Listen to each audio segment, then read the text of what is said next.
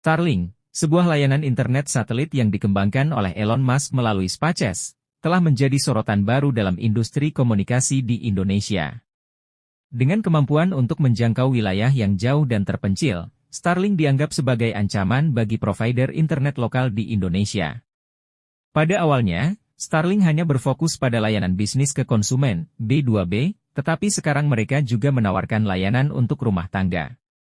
Dengan demikian, mereka dapat menjangkau lebih banyak pelanggan dan meningkatkan persaingan dalam industri ini.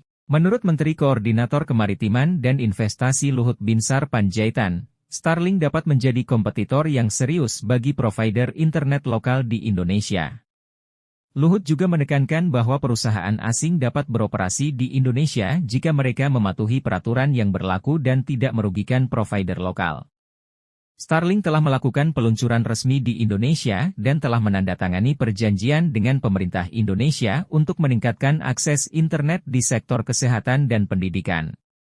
Dengan demikian, mereka dapat membantu meningkatkan akses informasi dan meningkatkan kualitas hidup masyarakat di Indonesia.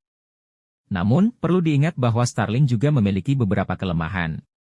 Misalnya, mereka memerlukan instalasi yang tepat dan tidak dapat berfungsi dengan baik jika terdapat halangan di antara perangkat dan satelit.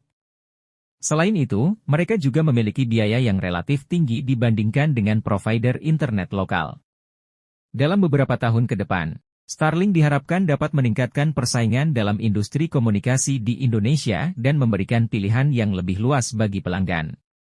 Namun, perlu diingat bahwa provider internet lokal juga harus meningkatkan kualitas layanan dan harga mereka untuk dapat bersaing dengan Starlink.